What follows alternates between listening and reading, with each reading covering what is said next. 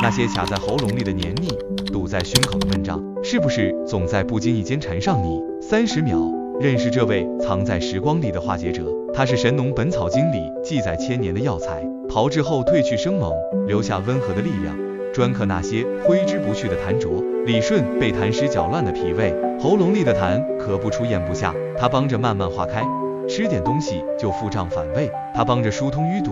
让脾胃重新轻快起来。痰湿咳嗽方：半夏9克，加陈皮6克，加茯苓12克，加生姜3片，水煎温腹，化解黏痰，让呼吸变顺畅。腹胀纳茶方：半夏9克，加厚朴6克，加生姜3片，煮水代茶，梳理气机，给脾胃松松绑。下方小字备注，具体用量需遵医嘱，辩证调理更稳妥。其实半夏的智慧不止在药罐里，它从不是强硬的对抗者，而是耐心的疏导者。就像生活里那些解不开的结，放不下的烦，急着推开反而更纠缠，不如学着像半夏一样，用温和的坚持去化解，让身体里的淤堵慢慢散开，让心里的褶皱渐渐抚平，日子才能像这碗汤药，在沉静中透出暖意。